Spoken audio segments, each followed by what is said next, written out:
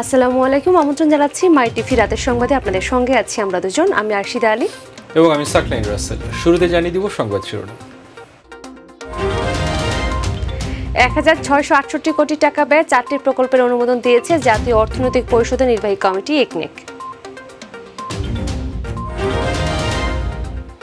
রাজধানীর পাইকারি বাজারে আলু বিক্রি বন্ধ করে দিয়েছেন ব্যবসায়ীরা। দাম বৃদ্ধির জন্য নৈতিকতা দায়ী বললেন কৃষিমন্ত্রী। সিলেটে গণধর্ষণের ঘটনায় গঠিত অনুসন্ধান কমিটির তদন্ত প্রতিবেদন গ্রহণ করেছেন হাইকোর্ট। ইসির মামলায় নিক্সন চৌধুরীকে ৮ সপ্তাহের জামিন। সরকার নয়, আন্দোলন ও নির্বাচনে ব্যর্থতার দায়ে বিএনপির নেতৃত্বের পদত্যাগ করা উচিত বললেন ওবায়দুল কাদের।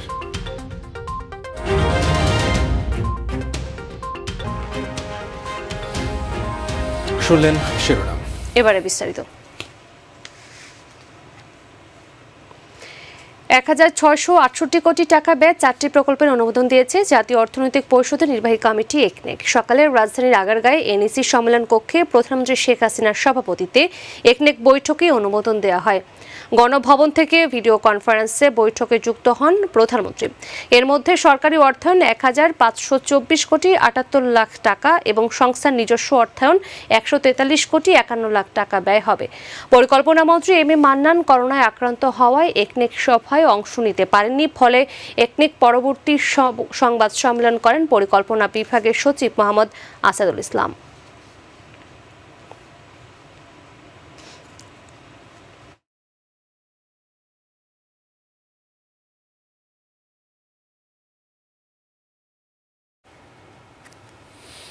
কোল্ড স্টোরেজ থেকে আলু না ছাড়ার কারণে আলু পাচ্ছেন না ব্যবসায়ীরা, যে কারণে রাজধানীর কারওয়ান বাজারে বন্ধ হয়ে গেছে আলু বিক্রি। ব্যবসায়ীরা বলেন, সরকার বেঁধে দেওয়ার দামের চেয়ে বেশি দামে কেনা আলু তাদেরকে বেশি দামে বিক্রি করতে হচ্ছে, তাই জরিমানা এড়াতে এ সিদ্ধান্ত নিয়েছেন তারা। সমস্যার সমাধানে দ্রুত সরকারের হস্তক্ষেপ চেয়েছেন ব্যবসায়ীরা। শিউলি রোজার রিপোর্ট। আলুর দাম নিয়ে সরকারের নির্দেশনার পর এর দাম কমেনি, উল্টো পাইকারি বাজার থেকে উধাও হয়ে গেছে নিত্যপণ্যটি। ব্যবসায়ীরা বলছেন, সরকার নির্ধারিত দামে আলু বিক্রি সম্ভব নয়, কারণ হিমাগার থেকে কিনতে হয়েছে বাড়তি দামে। তাই পাইকারি বাজারে আলু বিক্রি বন্ধ করে দিয়েছেন তারা। সরকার রেট দিছে 25 টাকা, তো আমার ব্যাপারীরা কি করে কিনে আনবে? 1 কেজি আলুতে লোকসান হয় 12 টাকা, তো এই কারণে ব্যাপারীরা মাল দেওয়া বন্ধ করে দিছে। আমরা আলু বন্ধ করি না, এখন ব্যাপারীদের পত্তা হইতেছে না। হিমাগার থেকে একটা ব্যবস্থা নিলে দেখা যাচ্ছে আমাদের সমস্যা হবে না। আমরা ইচ্ছা করে কখনো মাল বন্ধ করি নাই। কারওয়ান বাজারে দুদিনেও আসেনি আলুর নতুন চালান। আগের কেনা পুরনো আলুই বিক্রি হচ্ছে, ফলে বাজারে তৈরি হয়েছে কৃত্রিম সংকট। খুচরা ব্যবসায়ীরা জানালেন, এর প্রভাব পড়েছে বাজারে। 3-4 দিন আগের আলু বেচতেছি, কিন্তু আছে 4-5 বস্তা, এটা বেচলে মনে করেন শেষ। আমরা কাস্টমারতে আলু দিতে পারতাছি না। এগুলো পচা এনকার মনে হলেন 3 দিনে পচা আলু আমরা বেচতেছি, তাই না? কি হল না বেশি তো উপায় নাকি, তারপরে তো আজকে শেষ। এদিকে পাইকারি বাজারে আলু বিক্রি বন্ধ হওয়ায় গতকাল থেকেই রাজধানীর বিভিন্ন বাজারে পড়তে থাকে এর নেতিবাচক প্রভাব। আজও খুচরা বাজারে কেজি প্রতি আলু বিক্রি হচ্ছে 44 থেকে 46 টাকায়। এতে ভোগান্তি পোহাতে হচ্ছে ভোক্তাদের। কিনে খাওয়া কঠিন হয়ে যাচ্ছে আমাদের জন্য। আমাদের দরকার যদি একটু আমদানিটা বেশি হয়, আলুটা বিভিন্ন জায়গা থেকে যদি আনা যায়, পেঁয়াজটা যেমন নিয়ে আসছে ওইরকম মরিচটা আলুটা যদি আনা যায় তাহলে ভালো হয়। আমার জন্য অনেক প্রবলেম হয়, কারণ 220 টাকা করে 40 টাকা অনেক আগে যদি আমরা 15 টাকা 16 টাকা কেজি পড়তো, 3-4 গুণ বেশি দাম। কিন্তু আমাদের অবশ্যই কষ্ট হচ্ছে, এখন বাধ্য হয়ে কিছু করার নাই, আমাদের এ দামে কিনতে হচ্ছে আর কি। শিউলি রোজা, মাই টিভি, ঢাকা। আলুর দাম পর্যালোচনা করে সরকার নির্ধারিত দাম 30 থেকে বাড়িয়ে 35 টাকা করা হয়েছে বলে জানিয়েছেন কৃষিমন্ত্রী ডক্টর আব্দুর রাজ্জাক। দুপুরে সচিবালয়ে এ সংক্রান্ত বৈঠকের আগে সাংবাদিকদের প্রশ্নের জবাবে একথা জানান তিনি। আলু নিয়ে সাময়িক বিপর্যয়ের জন্য দুঃখ প্রকাশ করেন মন্ত্রী। তবে আলুর দাম অতিরিক্ত বৃদ্ধি করা ব্যবসায়ীদের নৈতিকতার অভাবই একমাত্র কারণ বলে মন্তব্য করেন কৃষিমন্ত্রী। আলুর ব্যবহারটা অনেক বেশি হয়েছে। আলু মার্চ, এপ্রিল, মে, জুনের মধ্যেই অনেক আলু বিক্রি হচ্ছে। 30 থেকে 35 টাকার মধ্যে একটা চিন্তা করা হচ্ছে। এটা মার্কেটিং ডিপার্টমেন্ট মিটিং করছে, সেখানে সব স্টেক হোল্ডার, ব্যবসায়ী, তারপরে বাণিজ্য মন্ত্রণালয়ের প্রতিনিধিরা, বাণিজ্য মন্ত্রণালয় এটা মোটামুটি করছে। সেই কারণে সবাই বসে একটা বাজার করবে আর কি। 11 দফা দাবিতে সারা দেশে অনির্দিষ্টকালের জন্য ধর্মঘট শুরু করেছে পণ্যবাহী নৌযান শ্রমিকরা। সোমবার বিকাল থেকে রাত 11:15 পর্যন্ত মতিঝিল বিআইডব্লিউটিএ ভবনে নৌযান মালিকদের সঙ্গে বৈঠকে বসেছিলেন শ্রমিকরা, কিন্তু আলোচনায় কোনো ফলাফল না আসায় পূর্ব ঘোষণা অনুযায়ী ধর্মঘট শুরু করেন তারা। বাংলাদেশ নৌযান শ্রমিক ফেডারেশনের আওতাধীন 8টি সংগঠন এ ধর্মঘটের ডাক দিয়েছে। তবে নৌ শ্রমিকদের সব দাবি এখনই মানা সম্ভব নয় বলে জানিয়ে দিয়েছেন নৌযান মালিকরা।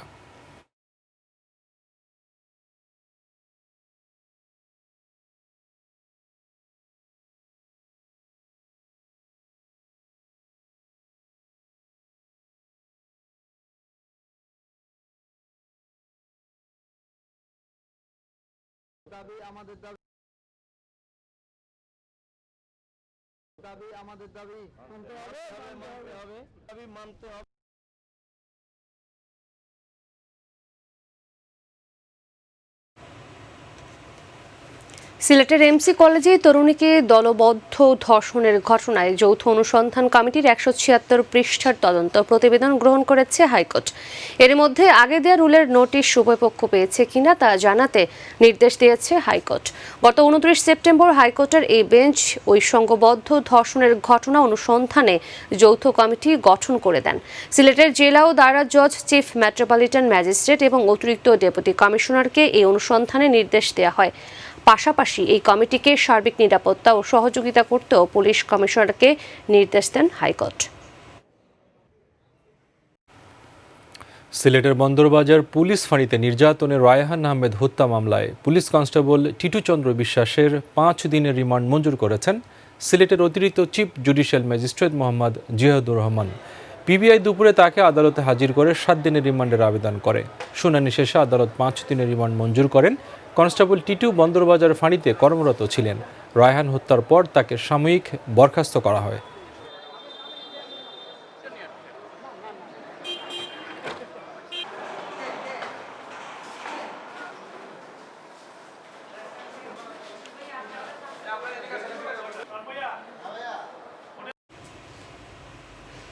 নির্বাচনী আচরণবিধি লঙ্ঘনের অভিযোগে করা মামলায় ফরিদপুর 4 আসনের এমপি নিক্সন চৌধুরীকে 8 সপ্তাহের আগাম জামিন দিয়েছেন হাইকোর্ট। আগাম জামিনের জন্য মঙ্গলবার সশরীরে আদালতে হাজির হন নিক্সন চৌধুরী। আর জানাচ্ছেন ডেনি জং। একজন সংসদ সদস্য হিসেবে উপজেলা নির্বাচনে আচরণবিধি লঙ্ঘনের অভিযোগে গেল 15 অক্টোবর ফরিদপুরের চরভদ্রাসন থানায় স্বতন্ত্র এমপি নিক্সন চৌধুরীর বিরুদ্ধে মামলা দায়ের করে নির্বাচন কমিশন। অভিযোগ আনা হয় গেল 10 অক্টোবর চরভদ্রাসন উপজেলা নির্বাচনকে কেন্দ্র করে জেলা প্রশাসক ও নির্বাচনী কর্মকর্তাদের হুমকি ও গালাগাল করেন তিনি। তবে শুরু থেকেই এই অভিযোগ অস্বীকার করে আসছেন নিক্সন চৌধুরী। মঙ্গলবার ওই মামলায় আগাম জামিনের জন্য আদালতে হাজির হন নিক্সন চৌধুরী। শুনানি শেষে হাইকোর্ট ওই মামলার তদন্তে সহযোগিতা এবং সাক্ষীদের প্রভাবান্বিত না করার শর্ত দিয়ে তার 8 সপ্তাহের আগাম জামিন মঞ্জুর করেন। কোর্টে 8 সপ্তাহের আগাম জামিন দিয়েছে। আর আগাম জামিনে কিছু শর্ত আছে, তদন্তে সাহায্য করতে হবে, সাক্ষীদের প্রভাবান্বিত করা যাবে না, এইগুলি এইসব মামলায় সবসময় সাধারণত থাকে। নিক্সনের বিরুদ্ধে করা মামলা যথাযথ নয় বলেও উল্লেখ করেন তার আইনজীবী। যদি কোনো শপথভঙ্গের যদি কোনো অভিযোগ থেকে থাকে, এইটা আইন অনুযায়ী সুরাহা করার দায়িত্ব হলো স্পিকারের। এটা স্পিকার দেখবেন। কোনো সংসদ সদস্য যদি আইন ভঙ্গ করে থাকে, শপথ ভঙ্গ করে থাকে, এটা স্পিকার দেখবেন। এটা থানার ওসির দেখার এখতিয়ার নাই। এটা আমাদের একটা আইন আছে, member of parliament resolution of dispute act 1980। Charbhadrasan উপজেলা নির্বাচনের পর সামাজিক যোগাযোগ মাধ্যমে ইউএনওর সাথে নিক্সন চৌধুরীর একটি ফোন আলাপ ফাঁস হয়, যেখানে ইউএনওকে নিক্সন চৌধুরী ভৎসনা করার কথা শুনতে পাওয়া গেলেও তার দাবি সেটি এডিট করা হয়েছে। ড্যানি দ্রং, মাই টিভি, ঢাকা। দুদক ও আইন শৃঙ্খলা বাহিনী যাতে পিকে হালদারকে দেশে ফিরতে বাধা না দেয় এবং আদালতের হেফাজতে তার থাকার অনুমতি চেয়ে আবেদন করেছে ILFSL প্রতিষ্ঠান। বিচারপতি খুরশিদ আলম সরকারের বেঞ্চে আবেদন করা হয়েছে। গত 19 জানুয়ারি প্রায় 3600 কোটি টাকা পাচার করার ঘটনায় international leasing and finance services লিমিটেডের পরিচালক পিকে হালদার সহ 13 পরিচালকের সব সম্পদ, ব্যাংক হিসাব জব্দ ও পাসপোর্ট আটকানোর নির্দেশ দেন হাইকোর্ট। এছাড়া পিকে হালদার সহ এই ২০ জনের দেশ ত্যাগের ওপর নিষেধাজ্ঞা দেওয়া হয়, কিন্তু পিকে হালদার দেশ থেকে পালিয়ে কানাডায় অবস্থান নেন। পরে সেখান থেকে তিনি দেশে ফিরতে আবেদন করেন।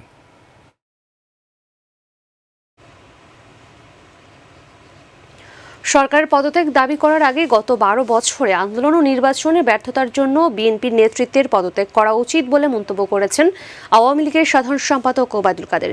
তিনি আজ সকালে তার সরকারি বাসভবনে ব্রিফিংকালে এসব কথা বলেন।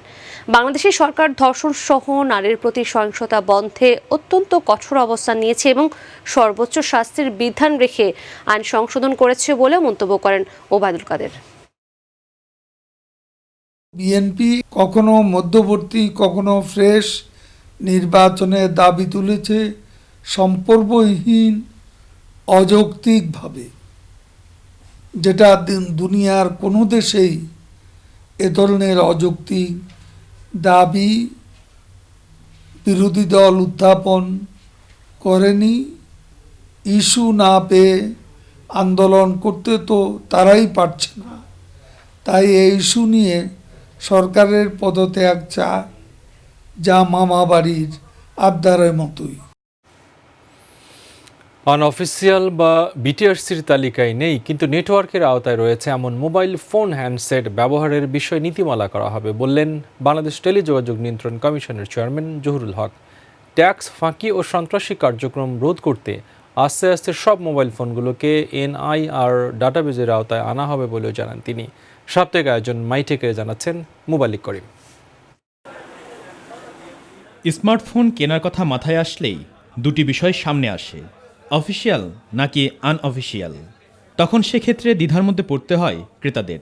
দাম একটু কম পড়ায় অনেকেই কেনেন এই আনঅফিসিয়াল ফোন। কিন্তু কি এই অফিসিয়াল বা আনঅফিসিয়াল ফোন? সংশ্লিষ্ট কর্তৃপক্ষ বলছে আনঅফিসিয়াল ফোন হলো সরকারকে কর ফাঁকি দিয়ে যেসব ফোন দেশে প্রবেশ করেছে বা করছে। এসব মোবাইল ফোনের আইএমইআই নম্বর সরকারি ডাটাবেজে সংরক্ষিত থাকছে না। আর অফিসিয়াল হলো সরকারি ডাটাবেজে থাকা মোবাইল ফোন। বাংলাদেশ টেলিযোগাযোগ নিয়ন্ত্রণ কমিশন বা বিটিআরসির পক্ষ থেকে অনেকদিন ধরেই অবৈধ মোবাইল ফোন হ্যান্ডসেট ক্রয় বা ব্যবহার সংক্রান্ত সতর্কীকরণ নির্দেশনা দেওয়া হচ্ছে। বলা হচ্ছে অবৈধ মোবাইল হ্যান্ডসেটের সংযোগ বিচ্ছিন্নের কথাও। কিন্তু অনেক বিক্রেতা যেমন মানছেন না, তেমনি বুঝে বা না বুঝেই অনেকেই কিনছেন স্মার্টফোনগুলো।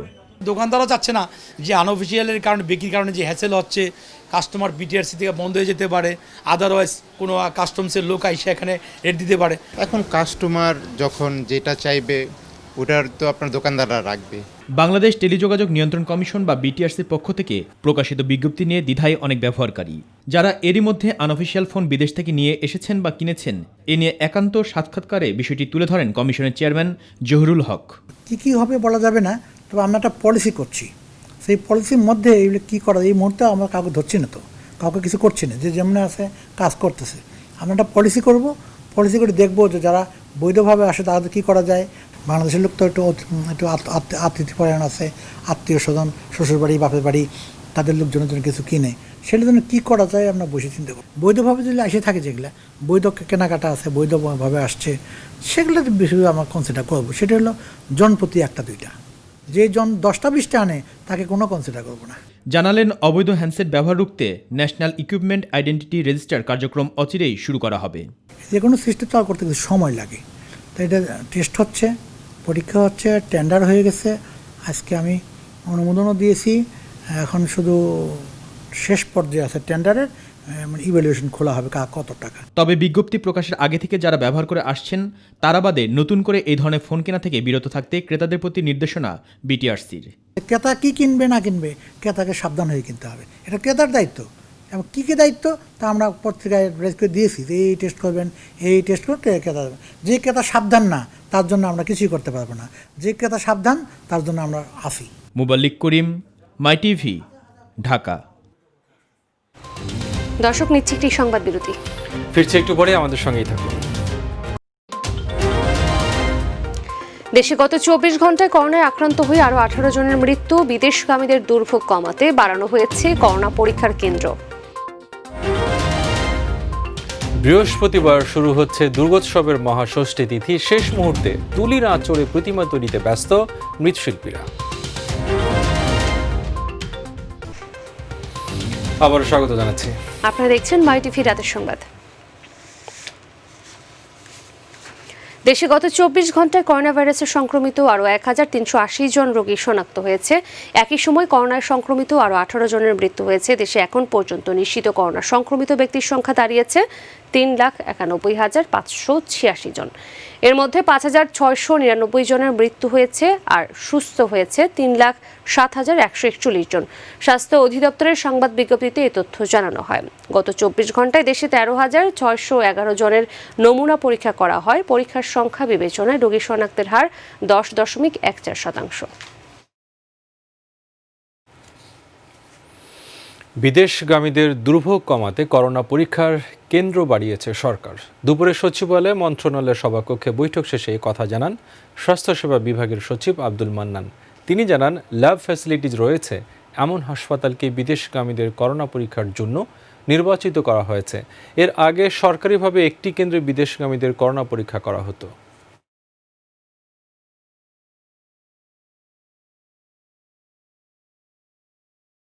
বিদেশে তো আস্তে আস্তে আপনি জানেন যে আগের চেয়ে মানুষ বেশি যাচ্ছে, যাতে এই মানুষ কষ্ট না পায়, দীর্ঘ লম্বা কিউতে তারা পড়ে না থাকে, এই কারণে আমরা এই কাজটি করতে চাচ্ছি। এবং এটি একেবারে একটি ওয়েলফেয়ার সরকার চাচ্ছে, যে ইউনাইটেড বা লেভেইট, স্কয়ার, হেলথ কেয়ার, কত বড় বড় হসপিটাল, আমাদের দেশেরই তো হসপিটাল, এগুলো তো গিয়ে যাতে মানুষ সার্ভিসটা নিতে পারে।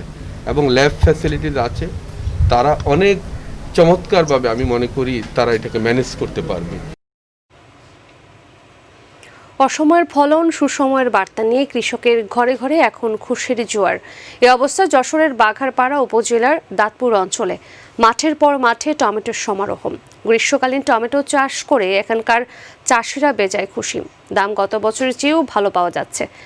প্রতিনিধি আক্তারুজ্জামানের রিপোর্ট জানাচ্ছেন নূর মাহমুদ। ফসলের মাঠে একের পর এক ছাউনি। দূর থেকে দেখলে যে কারো মনে প্রশ্ন জাগবে, এটি আসলে কি? একটু কাছে গেলেই দেখা যায় ফুলে ফলে ভরা এক ভিন্ন রাজ্য, যেখানে আধুনিক পদ্ধতিতে উৎপাদিত হচ্ছে টমেটো। যশোরের বাঘারপাড়ার দাঁতপুর অঞ্চলের অনেক এলাকায় এখন চোখে পড়ে এই পদ্ধতির টমেটোর আবাদ। এখানকার চাষিরা বলছেন, শীতকালীন ফসল হলেও এই গ্রাফটিং পদ্ধতিতে গ্রীষ্মকালেও ভালো ফলন মিলছে টমেটোর। চারা রোপণের 45 দিন 50 দিন পরে ফলন আসবে। 1 বিঘা জমিতে প্রায় $1,2,000 মতো খরচ হবে, আর বিক্রি দেখা যাচ্ছে 5 লাখ 6 লাখ এরকম করে আশা করা যাবে। বাজার মূল্য পাচ্ছে 68-70 এই মিলি, তো বাজার মিল 2 মাস আগে বেশি ছিল, 100 টাকা 90 টাকা ছিল। যে কোনো সবজির চেয়ে এখন বাজার মূল্য বেশি, তাই এই পদ্ধতিতে যুক্ত হচ্ছেন অনেকেই। 5 বছর ধরে টমেটো চাষ করতেছি। আমি 1 বিঘা জমিও কিনেছি গত বছর টমেটো বিক্রি করে। বাজার মূল্য এখন আপনার 60 টাকা 55 টাকা 60 টাকা পাওয়া যাচ্ছে। তাতে ভালো লাভজনক চাষ, এটা আমাদের ভালোভাবে চলে টমেটো চাষ করে।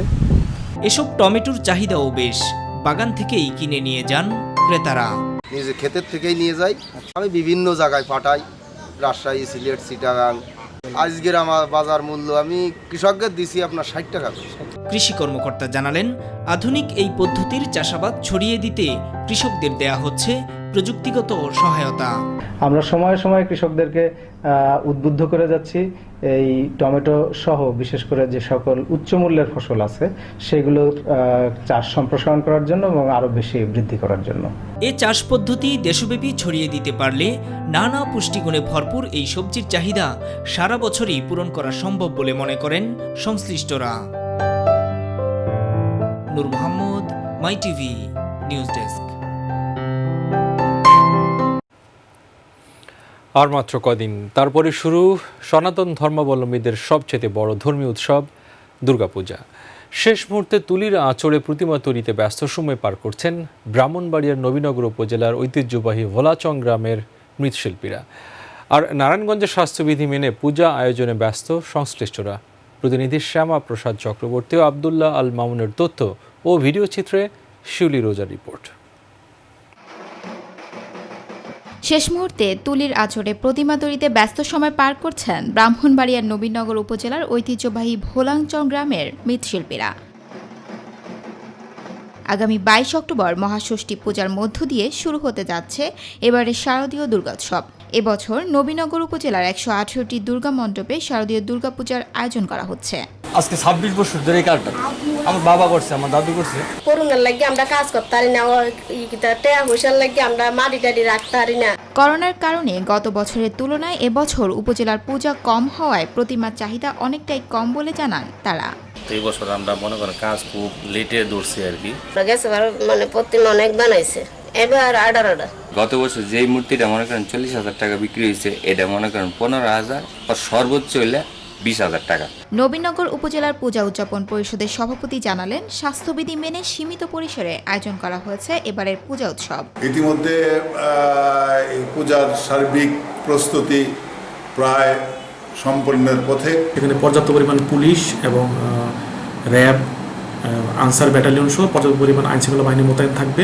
বাংলাদেশ সরকারের স্বাস্থ্যবিধি মেনে সকলে যেন পূজা উদযাপন করেন। নবীনগর সার্কেলের দায়িত্বে থাকা জেলার অতিরিক্ত পুলিশ সুপার জানান, সুষ্ঠু ও শান্তিপূর্ণ পূজা উদযাপন করতে ইতিমধ্যেই প্রশাসনের পক্ষ থেকে বিভিন্ন পদক্ষেপ গ্রহণ করা হয়েছে। পূজা চলাকালীন সময়ে সিসিটিভি আওতায় আনার সহ পুলিশি নিরাপত্তা চাদরে ঢেকে দেওয়ার জন্য আমরা ব্যবস্থা গ্রহণ করেছি। এদিকে সুষ্ঠুভাবে পূজা সম্পূর্ণ করার আশাবাদ সংশ্লিষ্টদের। যে স্বাস্থ্যবিধি সরকার ঘোষণা করেছিল, সেই স্বাস্থ্যবিধি মেনে সুন্দরভাবে আমরা এই পূজা উদযাপন করব। সরকারি 26টি শর্ত মেনে এবারে পূজা উদযাপন করা হবে বলে জানিয়েছে জেলা পূজা উদযাপন কমিটি। 26টা দিক নির্দেশনা মেনে আমরা পূজাটা এবার করতেছি। মার কাছে একটা প্রার্থনাই করব, মা যেন বাংলাদেশ থেকে করোনাকে চিরভাবে দূর করে দেয়। আইনশৃঙ্খলা বাহিনীর কর্মকর্তারা বলছেন 3 স্তরের নিরাপত্তা ব্যবস্থা গ্রহণ করা হয়েছে। কিশোর গ্যাং যাতে পূজার সময় কোনো রকম বিশৃঙ্খলা সৃষ্টি করতে না পারে সে ধরনের আমাদের গোয়েন্দা নজরদারি অব্যাহত আছে। আর জেলা প্রশাসক বলছেন ধর্মীয় গান ছাড়া অন্যান্য আয়োজন বন্ধ রাখা হবে। অনেক সময় অতি উৎসাহী কিছু ইয়ং প্রজন্ম অনেক সময় হই হুল্লা আনন্দ ফুর্তি করে, সেইটা আমরা এবং যেন ধর্মীয় গান ছাড়া অন্য কোনো গান বা হিন্দি বা উগ্র গান টান অনেক সময় বাজে, সেইগুলোকে বন্ধ রাখার চেষ্টা করছি। শিউলি রোজা, মাই টিভি। সংবাদ এই পর্যায়ে নিচ্ছে আরেকটি বিরতি, সাথে থাকুন, ফিরে সারজা থাকছে। যুক্তরাষ্ট্রের আসন্ন প্রেসিডেন্ট নির্বাচনে জনমত জরিপে এখনো এগিয়ে জো বাইডেন, বিভিন্ন এলাকায় আগাম ভোট। বিরতির পর স্বাগত আরো একবার। আপনারা দেখছেন মাই টিভি সংবাদ। রেড কাউ বাটার অয়েলের পৃষ্ঠপোষকতায় জাঁকজমকপূর্ণভাবে উদযাপিত হলো ইন্টারন্যাশনাল শেফ ডে 2020। দিবসটির এবারে প্রতিপাদ্য ছিল healthy food for the future. রাজধানীর একটি কনভেনশন হলে কেক কেটে আয়োজনের উদ্বোধন করেন স্পন্সর প্রতিষ্ঠান নিউজিল্যান্ড ডেইরি প্রোডাক্টস বাংলাদেশ লিমিটেডের প্রধান নির্বাহী মহসিন উদ্দিন আহমেদ। সারা দেশ থেকে প্রায় 400 জন শেফের এই মিলনমেলায় উপস্থিত ছিলেন ফায়ারফ্লাইন্স এর প্রধান নির্বাহী শিয়াব সুমন, আন্তর্জাতিক খ্যাতিসম্পন্ন শেফ টনি খান, ড্যানিয়েল গোমেজ, সাইমন খান সহ আরও অনেকে। এরই সঙ্গে শেষ করছি সংবাদ। তবে যাবার আগে সংবাদ শিরোনামগুলো জানিয়ে দিচ্ছি আরও একবার। 1668 কোটি টাকা ব্যয়ে 4টি প্রকল্পের অনুমোদন দিয়েছে জাতীয় অর্থনৈতিক পরিষদের নির্বাহী কমিটি একনেক। রাজধানীর পাইকারি বাজারে আলু বিক্রি বন্ধ করে দিয়েছেন ব্যবসায়ীরা, দাম বৃদ্ধির জন্য নৈতিকতা দায়ী বললেন কৃষিমন্ত্রী। সিলেটে গণধর্ষণের ঘটনায় গঠিত অনুসন্ধান কমিটির তদন্ত প্রতিবেদন গ্রহণ করেছেন হাইকোর্ট। ইসির মামলায় নিচ্ছেন চৌধুরীকে 8 সপ্তাহের জামিন। সরকার নয়, আন্দোলন ও নির্বাচনে ব্যর্থতার দায়ে বিএনপির নেতৃত্বের পদত্যাগ করা উচিত বললেন ওবায়দুল কাদের। যুক্তরাষ্ট্রের আসন্ন প্রেসিডেন্ট নির্বাচনে জনমত জরিপে এখনো এগিয়ে জো বাইডেন, বিভিন্ন এলাকায় আগাম ভোট।